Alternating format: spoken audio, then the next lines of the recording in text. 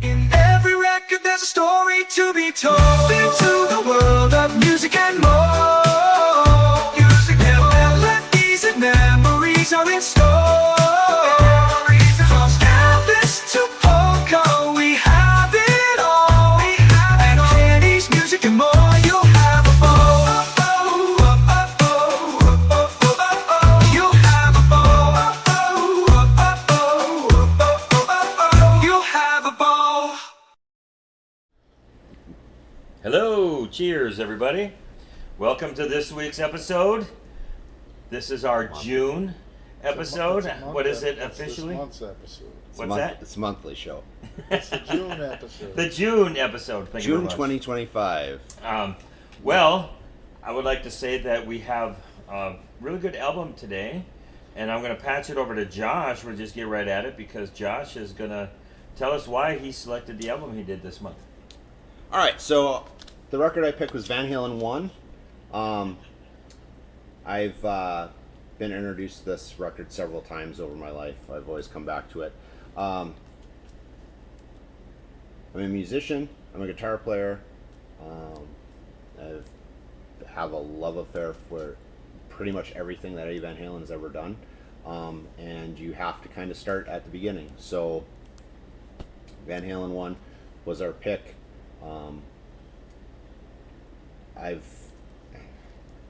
I grew up with this record. It was introduced to me by my youngest aunt when it was fairly new. We had music store friends that had a debate. I clearly remember sitting in the store when 1984 came out, and the guys in the music store were sitting there talking about. Some were talking about how awesome 1984 was, and then Dwayne said, Van Halen 1 is better, and they played them right after each other. So I love that. And then my first guitar teacher said, if you want to learn how to play guitar, you want to be a good guitar player, go know everything you can about Van Halen 1 and the first Led Zeppelin album. So ever since then, every time something's come out by Van Halen, I've listened to it, I've paid attention to it, I've tore it apart, I've deconstructed it, tried to study everything about it, because it's just a really interesting story, and not to mention just the music is fantastic, in my opinion. Some non-musicians think it's a little noisy. It is what it is. That's absolutely fine. Not for everybody. But the one thing we can say about Van Halen is pretty much everybody knows the name Van Halen. Whether you like the music or not, if you know anything about it, everybody knows what Van Halen is. So anyway, Van Halen 1 was our pick, or my pick. We listened to it, we liked it, we all had some stories about it, and we want to hear some of them. So Kenny, tell us what you thought about Van Halen 1, since Kenny had admitted that he had never heard the whole album before. I've never heard this whole album. I would say that I didn't realize how many of the songs I knew right off the bat. You know, there was a lot of songs, and then of course one of them I didn't even realize right off the bat until you guys mentioned it. I'm like, oh yeah, I should have known that. They did the cover of the King song. But obviously I was blown away with a lot of the guitars, and actually I was even more blown away when you told me. I never knew this about this album, and I don't know if this is true for more Van Halen albums, but there was no rhythm guitar. Right. And so what was the story behind that? What is the whole... They were a live band. They were discovered as a live band. They were pool party Pasadena kids. They were playing high school parties, college parties out backyards. They just didn't. This is how you see them. These pictures on the front cover were literally taken at Gazzari's in 1977, before or after, during one of their shows. So they just played live, and sometimes the easiest way to capture that magic in the studio is to just play live. So you play it, you don't overproduce it, you just let the music play through, and there was no, I don't even think there was any hindsight in it. I just play it. They played the music that they knew. Well, and I think that is actually one of the things that I could definitely say is that as a kid of the 80s and the product of the 80s, obviously, I knew who Van Halen was. But, you know, for those of you who have watched the show before, you know, we like to joke that, like, I'm a top 40 guy. So, you know, I listen to a lot of in the cities where I grew up, it was KDWB, WLOL. I'm listening to the top 40 songs, and then I have my dad's influence, of his oldie stuff, and the stuff that he listened to. And so that is really what I gravitated towards. And for me, I would probably say I really didn't start getting into Van Halen until we get some of the radio stuff like Jump.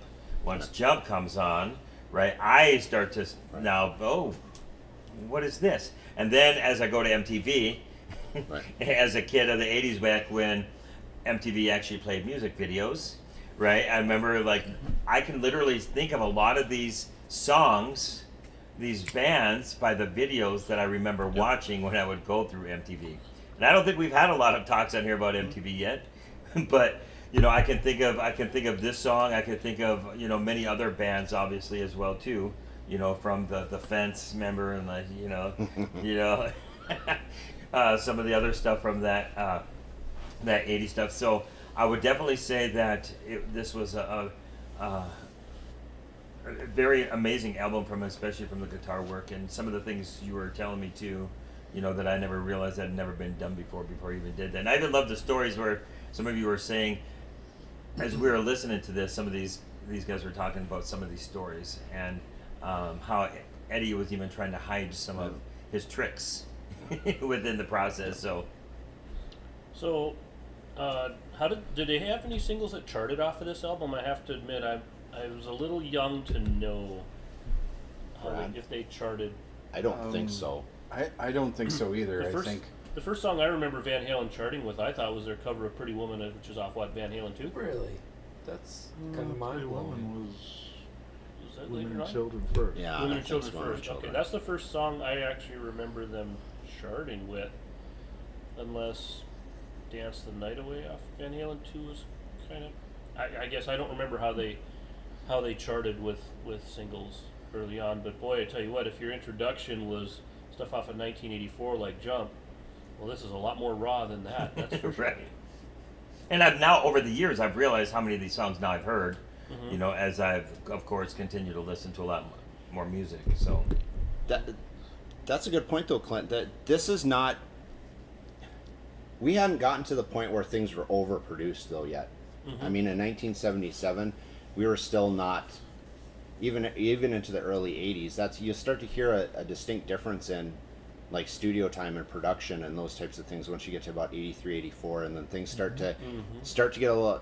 Compression becomes a big deal, and some of those things it starts to take away some of the nuance, some of the rawness, actually, of some of those things. So there are definitely much better polished Van Halen records, but there's just always been something about the rawness of this. It almost sounds like a live record. Well, that's the thing. So what stands out to me on this is because I've always had this big thing about Ted Templeman, thinking, what happened to the guy's hearing or his speakers? Because everything that he produces just seems like what the heck, hearing loss or what? But Don Londy engineered this. Ted Templeman produced. It's the most tasteful use of reverb I can think of, because this album sounds like they're just having a good time in a warehouse, in a big space, in a raw space. But it's not like, you get to the mid-'80s, like you're talking about. The most egregious offender I can think of, and I may have talked about this on a different show, is Born in the USA. That was about the time the digital reverb kicked in, and everything had that sickening digital reverb to it. But this is just tastefully produced. It doesn't offend the senses.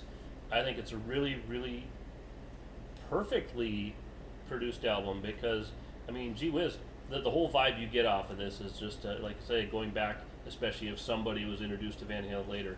It's raw. It just sounds authentic to me. Lance, what did you think of it?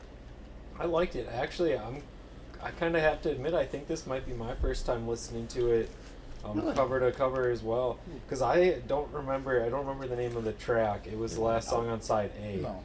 No. But I don't think I'd ever heard I'm that very Van Halen song confused. before. Really? That rocked. What is that song? I can't. I'm the One? Yeah. Yeah. Great song. Great album. There really wasn't a bad song on it. The whole thing just rips the whole way through. I think my first introduction to Van Halen was probably when I was younger. I had a cassette for the Detroit Rock City movie Oh, the soundtrack, soundtrack? and it had "Running with the Devil" on it. So I think that was probably honestly my first exposure to Van Halen. But yeah, this album, it was just great. Rush Limbaugh used to it's- use yeah. atomic punk as bumper music. Yeah, he used to. Yeah. Brad.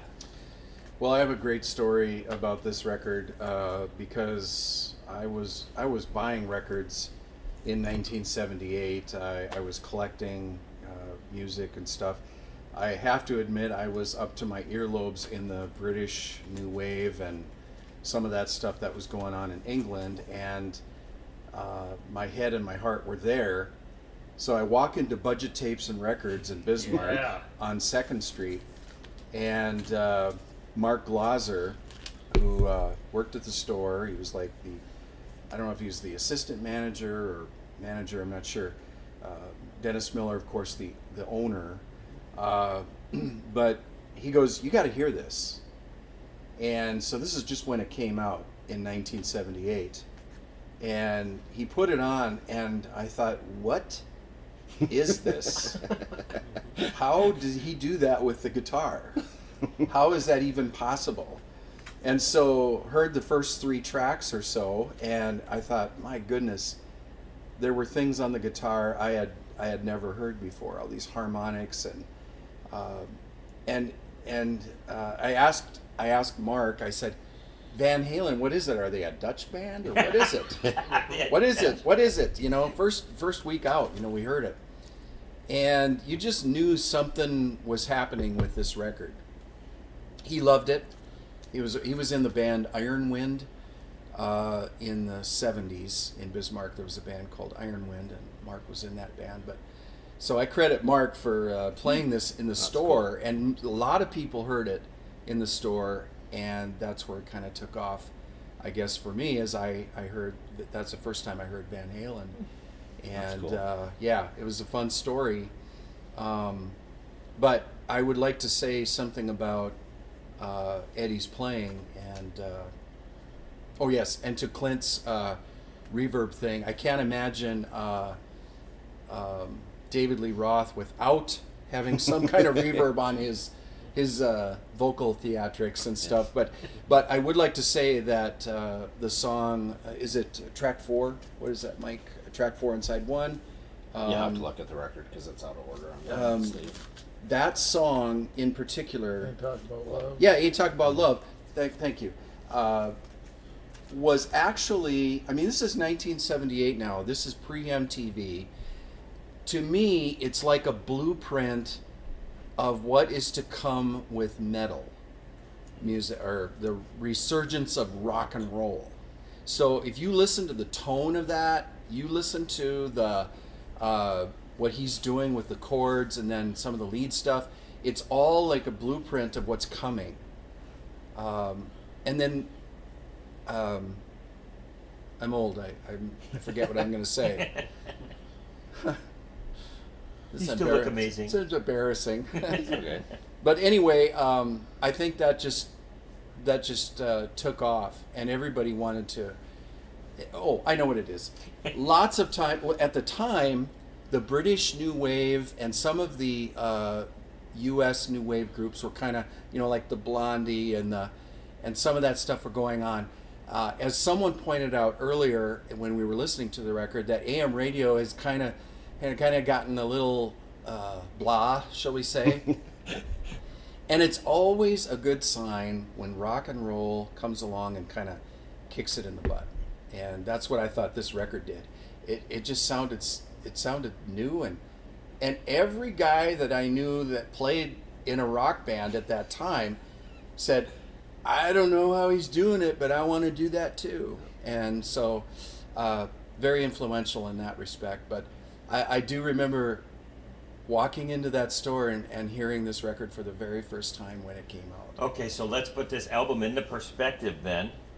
So, because with some of your comments you said, so this is 78, and you were talking about how some different music movements were going on.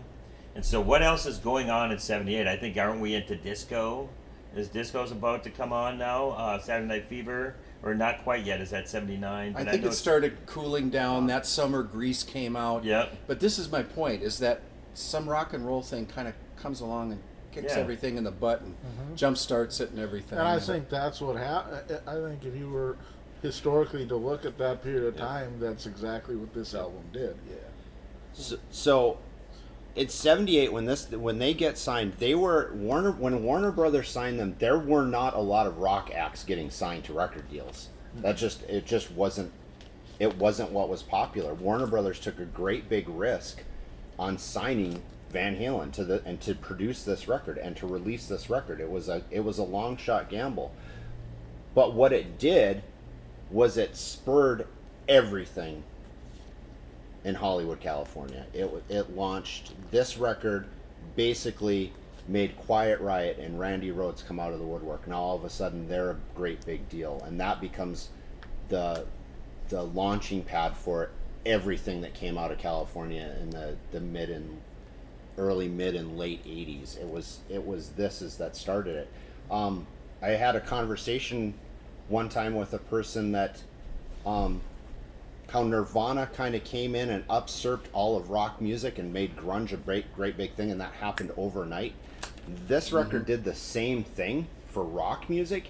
It just took about 2 years for it to catch up, and that could just be all because of social media and how information was just changing. Things can be much more influential much quicker now than they could be back then. So If they'd have charted with a single off of this, it would have been an instant deal. I think the fact that they weren't peppering the charts with singles off of this is why it was Good kind of point. a slow burn. right. But But they also raced to release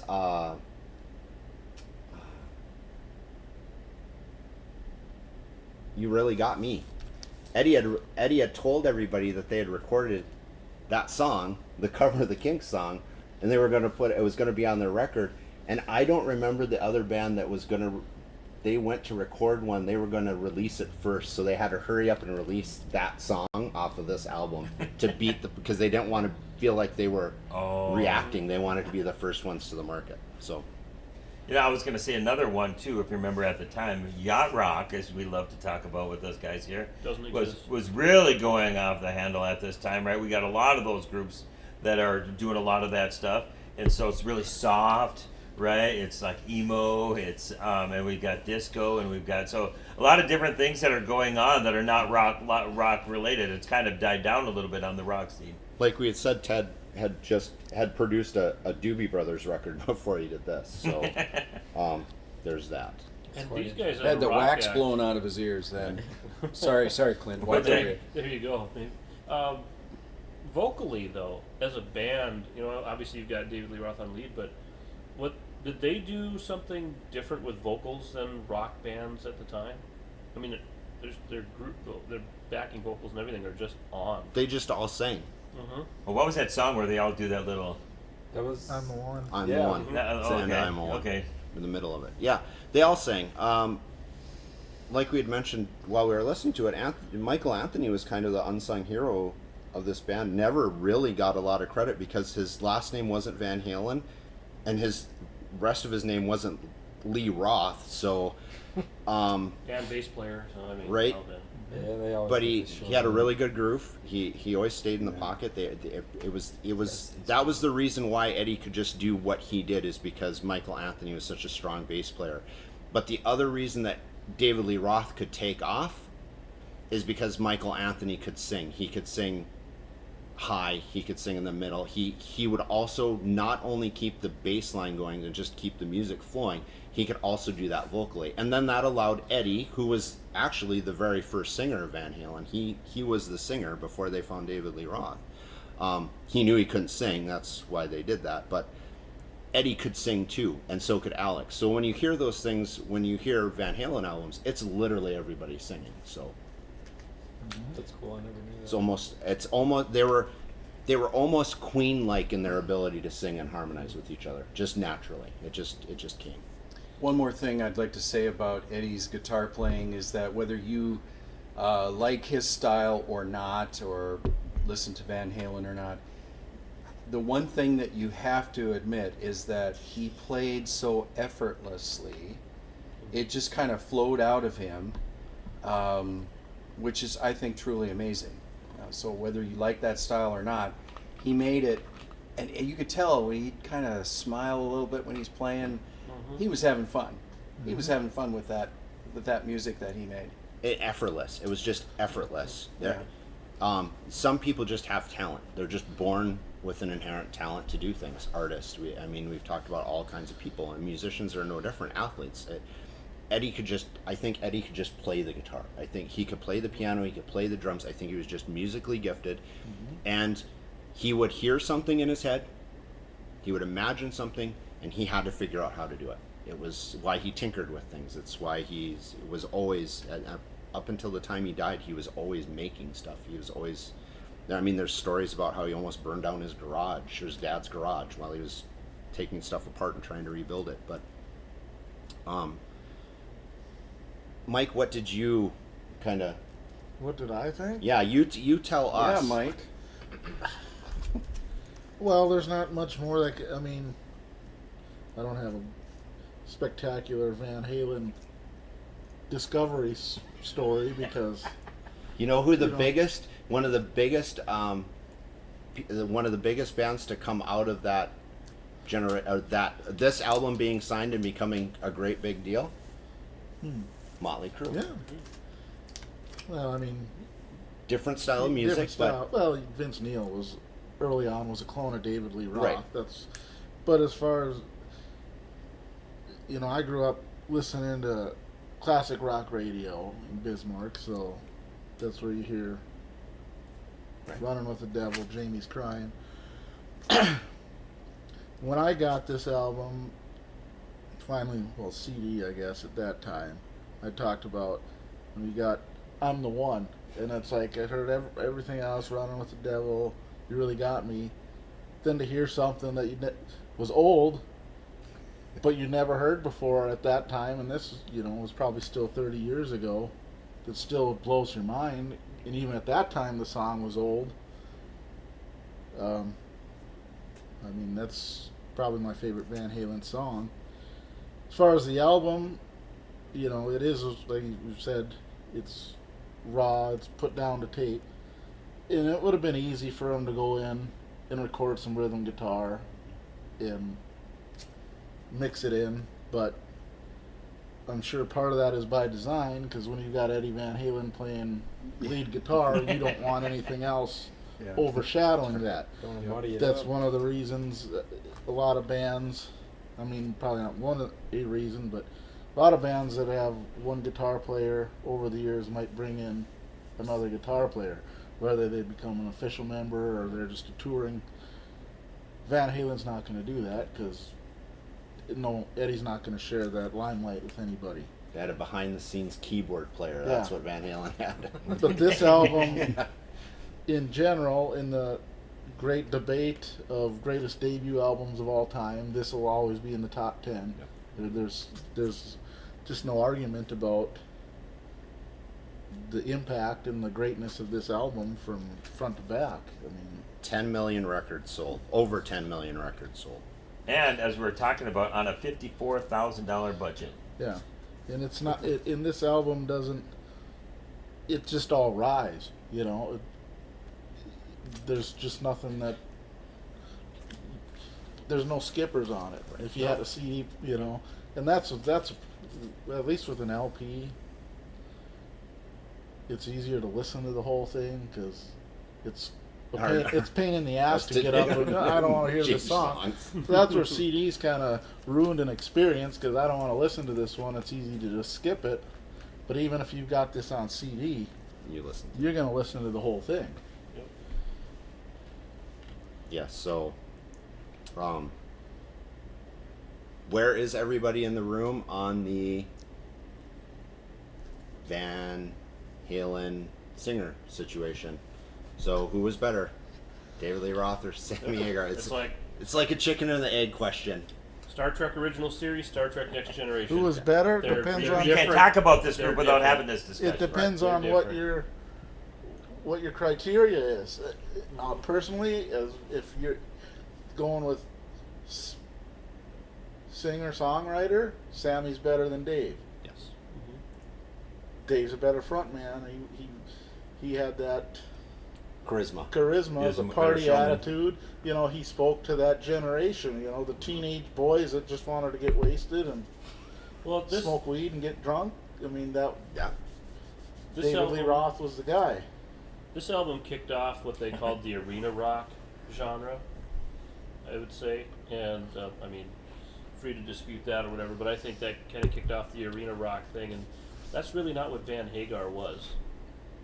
So I just see two distinct personas there, and it's not necessarily entirely due to the front man. It's just, you know, Evolution of the music. exactly. Well, I wasn't much of a Hagar guy, but I do, and obviously though I do like some of the songs though from that genre. I'm a Pers- David Lee Roth guy, and I've got to say this real quick, and I'm gonna have to No. blow your ears out with. I got to go to the solo career. I can't but help, but not California Girls. I'm gonna go. I'm just a gigolo, and everywhere I go. That was my jam right there. And I personally, as far as the Van Halen, I don't mind it, but the two that I really only listen to are From Lawful Carnal Knowledge and Balance. So, I'm still not a big fan of 5150 Oh. or 812, but Oh.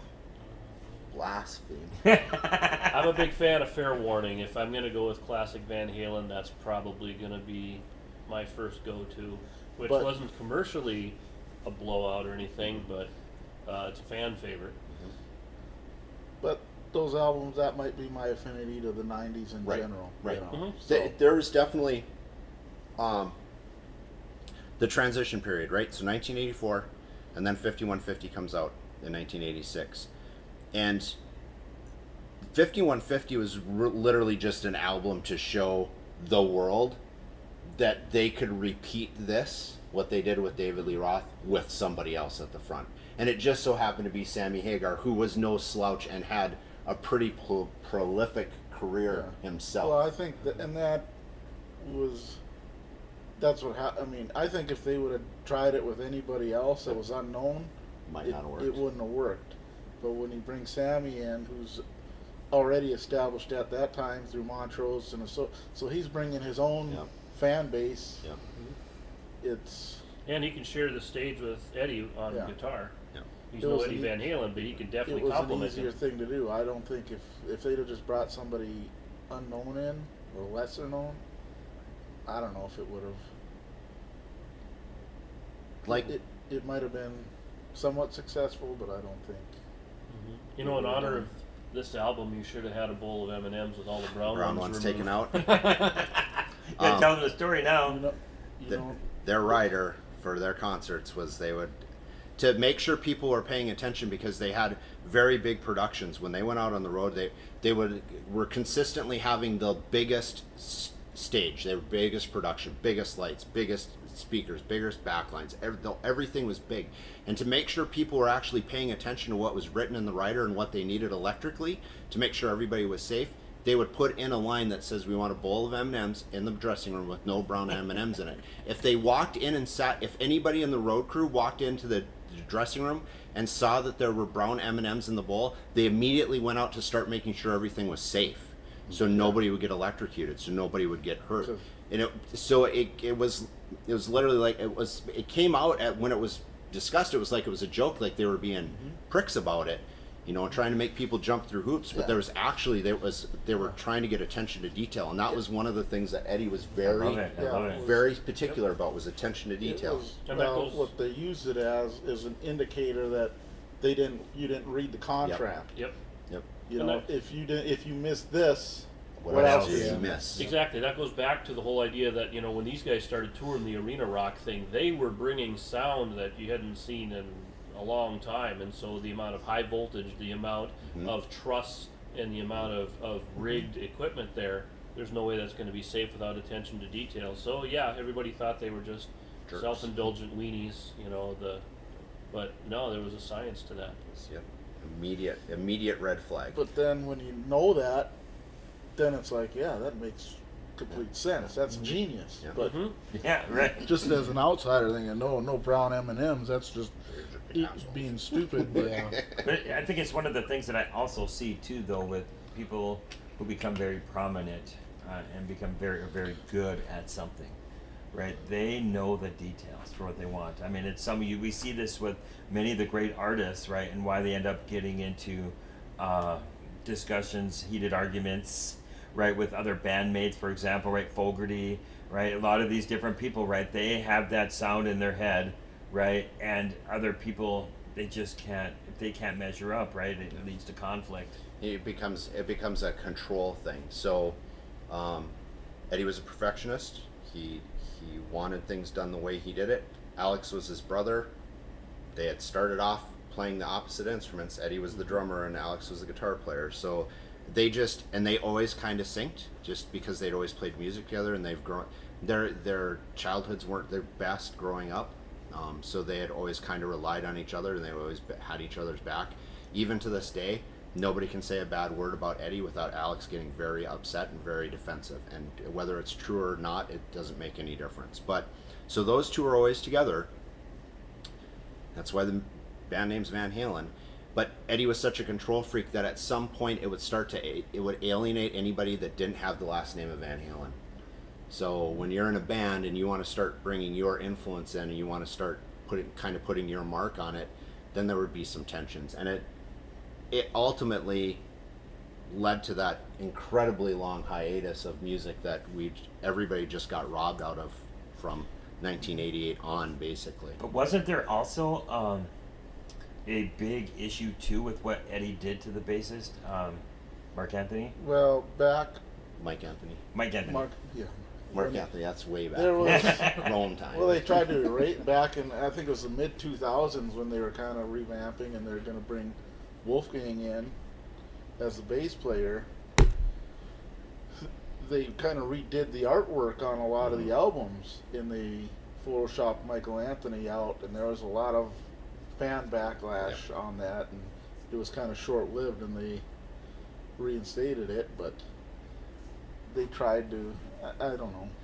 I think it was just I never really paid much attention to what happened, like why they would break up. We were talking about it during the show. It's like if you've ever had a bad breakup with somebody you're in a relationship with, everybody talks crap about the other ones if the relationship ended poorly. So I never paid any mind to any of that gossip. What I understood at one point was that Michael Anthony had said, Sammy's not necessarily wrong. Maybe he should have whatever it was. And they were like, nope, he's out. You like him so much, you go be with him. And they're still together. So they still play together. So, yeah. Yeah, but towards the end, probably if you were to do but especially towards the end of Michael Anthony's tenure, he was nothing more than an employee to Eddie and Alex. He was a hired hand, and he knew that. Still a pretty good gig to have, but not a good position to be in for a band that you were with since its inception. So, kind of alienated. The ultimate, to become someone so influential. Guitar players now, everybody, whether they like Eddie Van Halen or not, Eddie Van Halen has influenced somebody from 1978 on. Anybody that plays guitar now is influenced by Eddie Van Halen, says his name, or will say a name of somebody that was influenced by Eddie Van Halen. It's just impossible at this point. Everybody in the 80s, if you picked up a copy of Guitar World magazine, you would see, even in 86, 87, 88, 89, 90, you would see Eddie Van Halen's name in it about a dozen times, whether he was a feature in the article or not, because somebody was saying his name about something. So that's a pretty big influence. Does it go to his head? We kind of talked about that while we were listening to it. Does, being called a god go to your head?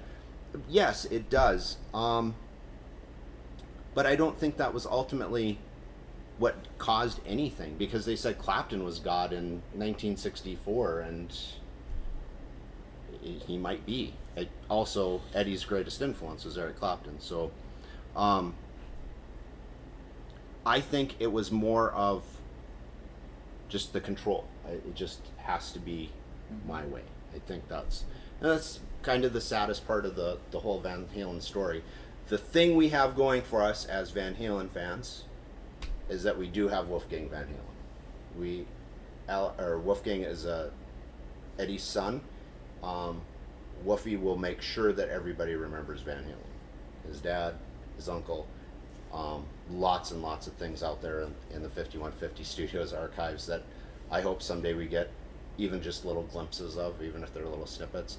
And I think Wolfgang was just the right kid to do that.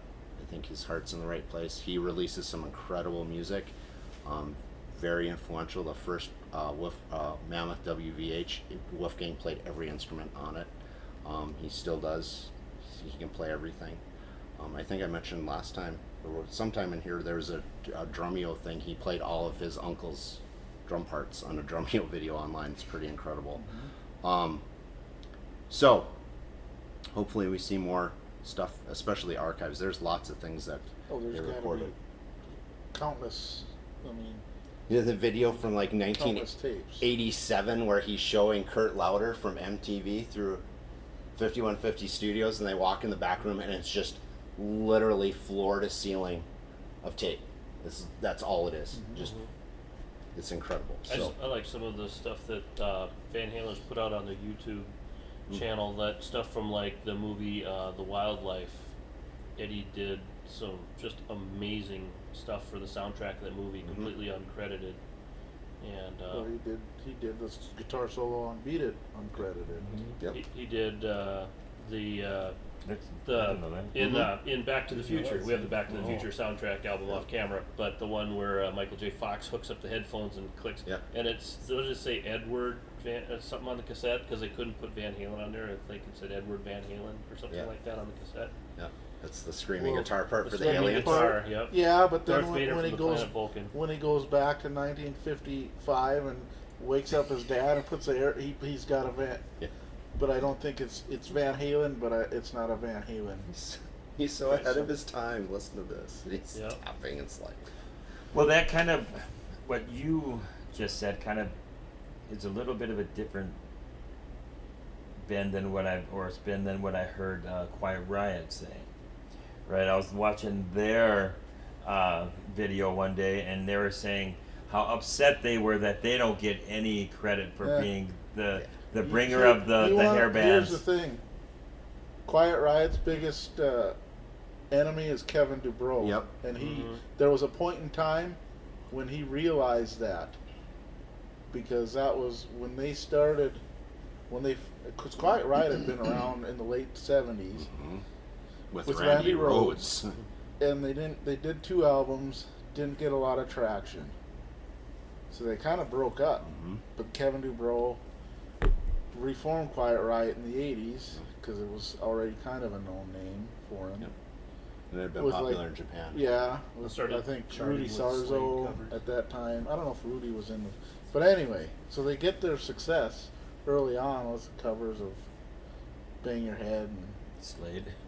a couple Slade covers, but it went to his head, and he thought he was the top dog of that movement, and he started running his mouth too much, and it really started kind of annoying the fans and the other bands, Yep. and they kind of had a kind of a mutiny again. Just kind of said, "Screw you, you're an asshole," and that's really what happened. It Okay. is. He was just kind of an asshole, and that's an example of it went straight to his head, and they said that's why Quiet Riot just kind of fizzled away. And A lot of those bands, so if we're talking about the Sunset Strip bands, which is kind of where this kind of led, right? The first Van Halen album kind of launches that. All those bands we're talking about Motley Crue, we're talking about Rats, we're talking about all types of different bands back then, and then ultimately into the Warrants and the Poisons and those types of things. But in the early 80s, late 70s and early 80s, those bands were all friends with each other. Everybody knew everybody. They were all, and they were very competitive, but they were also cheering each other on in the background. So if somebody would get a record contract, everybody would be celebrating with a record contract, and that's where he kind of burned his bridges, because they were in that circle. And then it sounds like he started to kind of be a little jerky about stuff, and then people really got, even inside those circles, just kind of were like, yeah, no, that's not Well, really and that his was the thing. funny thing for me as a listener, saying, how do you consider yourself the greatest of these, yet your greatest songs are covers? Right. Yeah. and That was really- that was production though. Those were, he didn't want to necessarily. They performed those songs. They didn't necessarily want to record them. The record label had those songs recorded. Okay.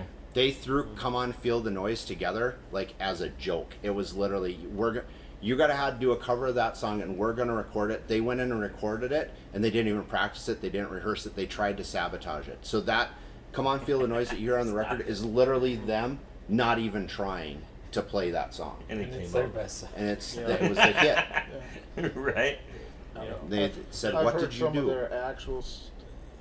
There's a little to be desired with some of their. Yes. Yep. And then they want to Real go stuff, too. pick a fight with the unassailable. You Really. know, and you gotta think, maybe it was, you gotta chip on. He had a band, Quiet Riot's first inception. You literally had one of the greatest guitarists of all time, although you didn't know it at that Yeah. time. And by the time Quiet Riot did break, I think Randy was already gone, and Yeah, that Randy that was- probably weighed pretty heavy on. I'd be thinking about the what ifs at that point. Like, Jesus, we let. Now, wasn't We there had also Randy a and- competition between those two? Eddie and Randy? There was no competition. No? There was perceived competition. Randy Rhoads would go watch Eddie Van Halen perform, and Eddie Van Halen would go watch Randy Rhoads perform, because you can't be in that small musical circle and not watch what everybody else is doing. It's just impossible.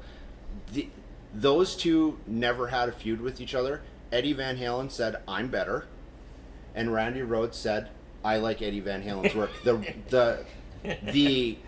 The feud End of was discussion. I was like it. it was manufactured. It Okay. was people trying to get others ramp up. Well, that's the thing too, is because that's the kind of thing's good for business. Rick Beato just did a video a little while ago talking about how so much of music, of everything, is so produced and prepackaged and calculated. Well, for instance, with Quiet Riot doing all those covers and things like that. Well, that's some producer somewhere going, you know what, we need something to kind of kickstart you. Let's go look through this catalog of songs. Let's pluck this one out. Maybe it's been recorded before. Maybe it hasn't. Maybe it's a cover. Did Van Halen really just sit around and think, holy crap, we really got to put our take on this Roy Orbison tune? Well, no, sometimes that stuff is calculated, and that paid off big for Quiet Riot, but it doesn't put them in the same genre as a Van Halen. But you There's create much- controversy, right? And controversy sells. Like Mike just texted us all a picture of what they said about all these different people. And I remember one of the funniest moments actually in Elvis lore. 43 minutes. too was soon. that what Colonel Parker did is he would, for every I Love Elvis button that was created, he also made and sold I Hate Elvis buttons for those that hated it. I'm like, that's genius, right? The Elvis Pelvis thing, how much of that is hype? Because if you can get a whole community, there's no such thing as bad publicity, Yeah. going back to that time, or the Streisand effect, call It goes all the way back to that. Yep. Right? We create this controversy and people are going to make money off of it. But sometimes things just happen organically. It's not like this controversy was between Eddie and Randy not liking each other. That was not. It wasn't started to hype anything. It was literally. I remember in bands, just in Bismarck, we would talk crap to each other, damn near in fun, and whatever. And somebody would get mad. Oh, did you hear what Joe said about your playing? Da da da. Well, you got to think about Doesn't matter. at that point, if in late '70s, mid to late '70s, you got a scene that is Eddie Van Halen and Randy Rhoads. There's going to be a natural, whether it's between them or people are going to, because there's just people are going to think there's a competition there, regardless of. Everybody was reaching for this. By the time 1978, 79, 80 rolls around, everybody wants what these guys had just done. That was the goal. So you're going to go after the top dog. You're going to take shots at the guy at the top if you're in that circle, right? So it was pretty easy to take a shot at Van Halen in 79, 80, 81 and get somebody to notice the fact that you just took a shot at Van Halen. I mean, that's, some people did do it on purpose, but a lot of people were just like, Well, I would really love for one of you guys to pick Poison now, because I would love to go back through that. That was one of my favorite bands in high school. But I don't have that when I sold those copies. and I mean, that's just another byproduct of what this kind of created. So Well, on that note, I think we just had a like 45 minutes on Eddie. That was a pretty great discussion. But let's talk about our albums. We all picked some albums this week. Let's go through our album We covers. can just go right around the sectional, if you will. Let's go with Kenny's. We're gonna start with me. Confusing Oh Choice. yes, yo Adrian. Okay, I couldn't help myself. I'm sorry. So I picked this album as I was going through, and remember again, all these are in the store, so you can certainly purchase these. And this album, I love Rocky IV. I love this movie, and the soundtrack on this.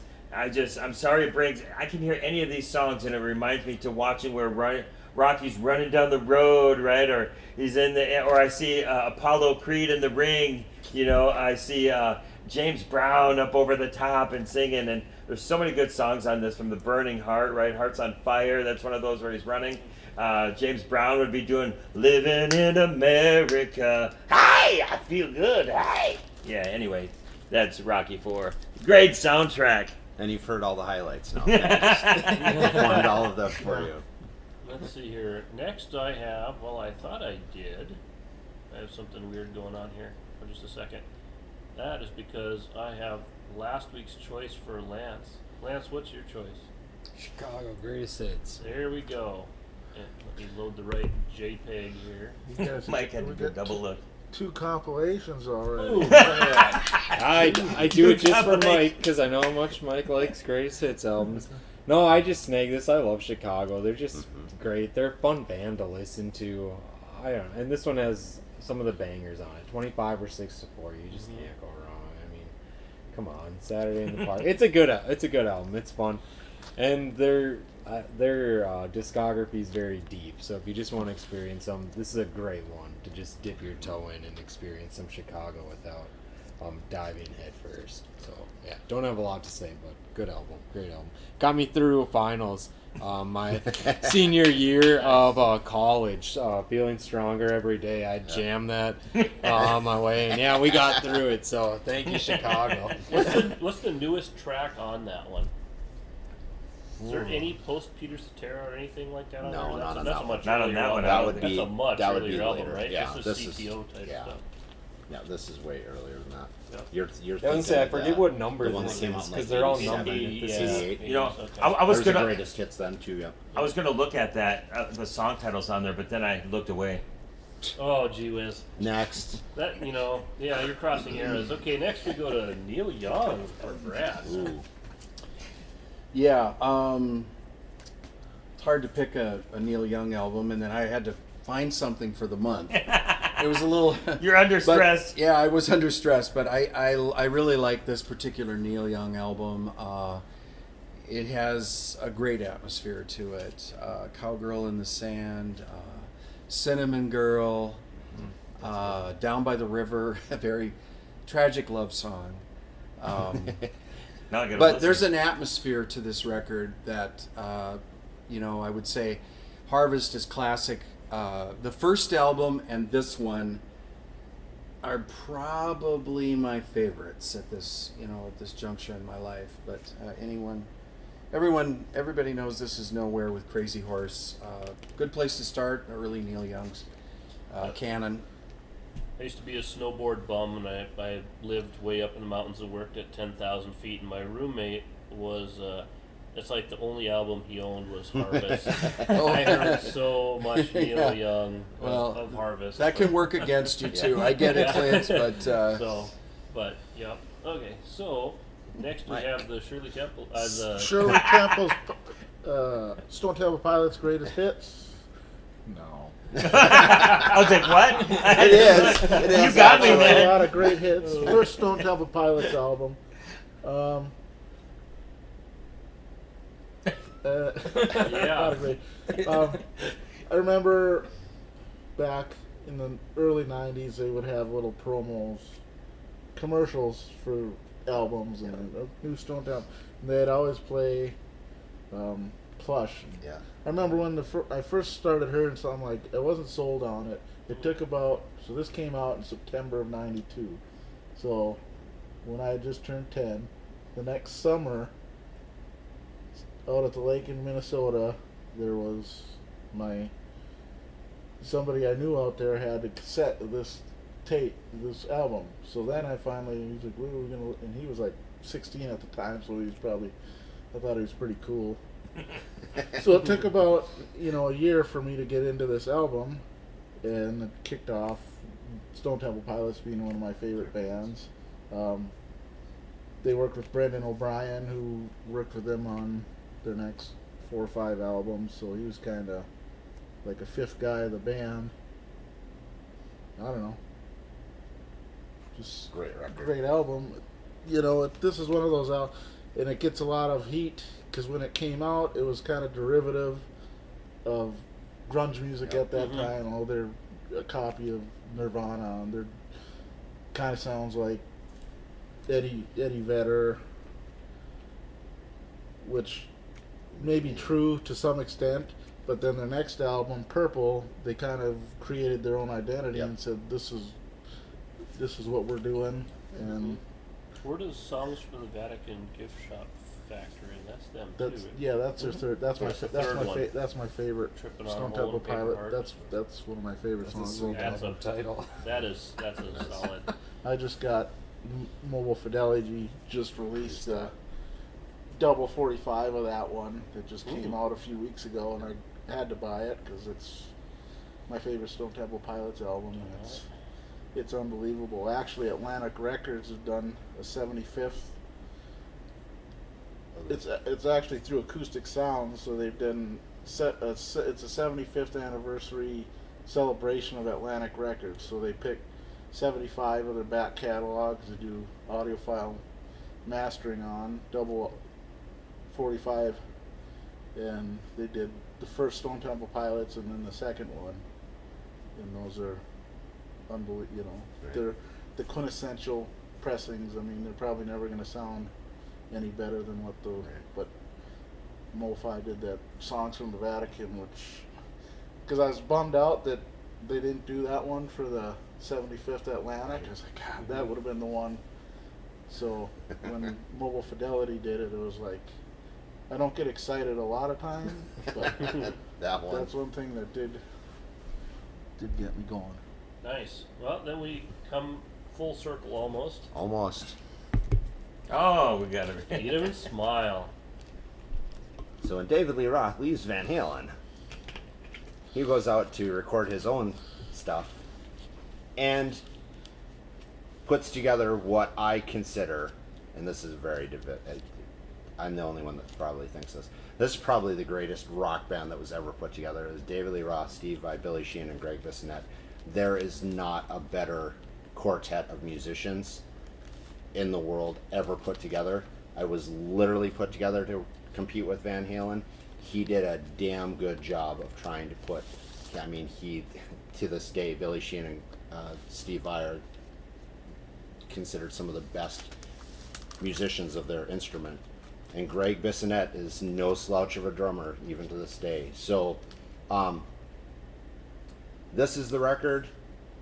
I watched MTV a lot. The first time I saw the video for Yankee Rose and watched those people, watch Steve Vai play guitar, that was it. I was going to play guitar. It was this album. I have about 7 different versions of this record. So, So what are the versions like? What do they do? there's an all Spanish one. Okay. It's a really big one. I have a couple of different ones that are autographed by different people in the bands. So Oh, okay. The interesting thing about now this is, I don't know if this was ever confirmed, but the title. So "Eat 'Em and Smile" is the title of the first David Lee Roth album. Van Halen, their next album was OU812, Yeah. and they always claimed that was a dig to the "Eat 'Em and Smile." Yep. Yep. Interesting. Is it true? Nobody knows. Well, I wholeheartedly agree with you on everything you just said about that album and the band. Yes. So, yeah, that's a great album. And a buddy of mine, he actually had the North Dakota license plate Shy Boy. Yeah. And I remember we were moving out to the Rockies to be snowboard bums, and we parked in some little diner somewhere in a podunk town, and there's a pickup parked there with the same plate, Shy Boy. It was like, we're looking thinking, somehow I don't think he's a David Lee Roth fan. But, oh my gosh, what a good album. Yeah, there is no bad song on this record. It is an acquired taste. I mean, if you're going to go from listening to Van Halen 1 and then try to go listen to this, there is a very big difference in this and some of the styles of music. Ladies Night in Buffalo is not something you would necessarily hear on a Van Halen record. That's Life might be something very I like simple. that one. That was a great one on MTV. One of Going Crazy is probably my actually as I've grown up and as I've listened to this song, my favorite song on this record has changed about 7 times. Currently, right now, in the last couple of years, Going Crazy is probably my favorite song on this record. It's really hard to usurp Yankee Rose, though. I mean, it's just kind of the quintessential. The video is, I mean, it literally shows the decadence of what was going on, the outrageous outfits and stage shows and lighting. And at the time, the biggest lighting show ever produced on Earth was the first David Lee Roth tour. So Which one was Gigolo on? that was EP. Yep. The EP one, okay. He And that actually EP recorded that. He was still in Van Halen when he recorded it. Yep. Oh, okay. That CD, you still have that CD down here, right? Kind Yeah. of a rare copy of that one, because I almost bought it. But yeah, no, that's another one, by the way, because I mentioned Rush Limbaugh before. He also used Ladies Night in Buffalo as Yep. bumper music. Yep. So And Clint. And Clint. let's go to the schlub at the end of the couch here. So I originally picked Weird Al, but it sold. So instead of Dare to Be Stupid, I've got Journey Raised on Radio, and so I was always a Journey fan in the 80s, but this came out my senior year, and a lot of times you tend to imprint on things that hit you at 16, 17. Part of the thing with Raised on Radio is Steve Perry's family had been in local radio prior to that. It's also, this is a Bob Clearmountain production. It's really, really well produced, but not, like I think you alluded to earlier, it wasn't overproduced. Right. You start getting into some of the rock acts, not necessarily metal, but rock, they start to get so clean and so pure and so well produced, it strips something out of it. This was really well produced technically. It's just an amazing sound, but it hit me also at an amazing time, and so that's why I ended up picking Raised on Radio, because Weird Al, Dare to Be Stupid, sold like, it was within a week of being the 40th anniversary of the release of that record. I used to have it on cassette, so, but you can't go wrong with Journey, and Raised on Radio, that's pretty much the end, kind of. I don't think they ever recaptured what they had there, and that's the biggest Journey pun I can make, is captured. So. Did we have any deaths this month? I was trying to think. Did Oh, we? we had a ton. Yeah, that was a bunch. Tons. Brian Wilson was a really big Oh, one. yes. I had some people come in and buy a lot of Beach Boys this month. That makes He's a sense. big one. Well, that's only one step away from David Lee Roth California Girls cover. See, Yeah. Mhm. 1 degree. Yeah. So Mick Ralphs of Mott the Yep. Hoople. Hooper, Bad Company. Sly. Oh, Sly, you're right. Stone, yeah. Yep.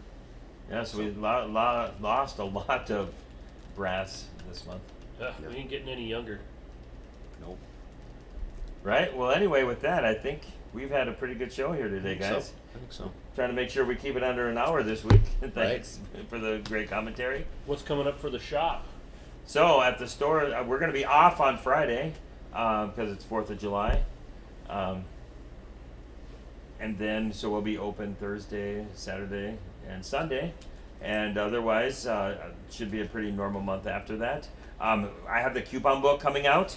You know, the coupon book should have a lot of good coupons in there. There's going to be one item, 25% off any used item. I really pinched on that one, but I'm like, I'm going to bless people this month. And Well, I know what I'm getting. no, don't. I'm going for that David Lee Roth. Oh, you guys, stop it. You're killing me. So get your coupon books, because even you can use them, yes. See, now, But I give them better deals off the air anyway. He's used both the pronunciation coupon and Coupon. within a minute and a half. Did I say both? Yeah. And there's did. is Not there to a offend sidewalk anyone. sale coming too? Oh, at some point there's going to you'd be have a to sidewalk sale. Keep your We were ears open we for were that. talking with after you left yesterday. We were talking about this. We were thinking powwow weekend might be the best time for it. Oh, you're probably right. And now I've got it on tape, so it's my idea. Oh, yeah, that's right. It's out Way there. to go, Josh. I love to give Josh Documented. his credit for his ideas. You know, these guys are amazing people to talk to and share with. So thank you again for another lovely month, another episode, and we will see who's up for next month. Lancelot. Lance, any tips? Any clues? Send Lancelot. No. That- All I'll say is it's gonna be a trip. Okay. It's gonna be a good one. All right. It's gonna be Wow, a well- trip. We're gonna drop some acid. Maybe. It might enhance your experience if that's something you're into. Ooh, Led Zeppelin? No, Pink Floyd? I guess that is something I could say. I feel like it is up the psychedelic kind of Nice. area, but I'm gonna caveat that it's probably not who you would imagine. So Oh, it'll good. be fun. That's good. Surprise. Well, I'll be on the edge of my Oh, I know seat. who it is.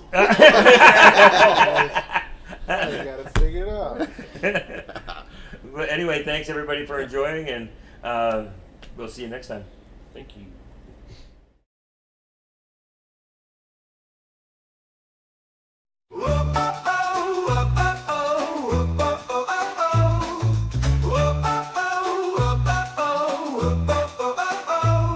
Kenny's music and more, a place like no other. With records and cassettes, he's a music lover. Blues, rock, country, and more to explore. 10,000 vinyls and memorabilia galore.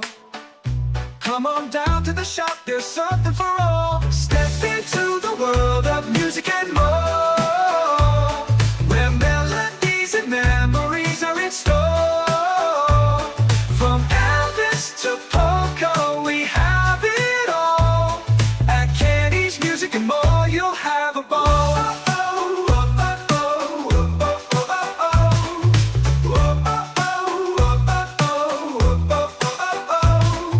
A teacher and a DJ with a passion so deep. Kenny knows every lyric even in his sleep. His collection is unique, a treasure trove. In Bismarck, Indy, it's the place to just rove. In every record there's a story to be told. Into the world of music and more, where melodies and memories are in store. From Elvis to polka, we have it all. At Kenny's Music and More, you'll have a ball. You'll have a ball.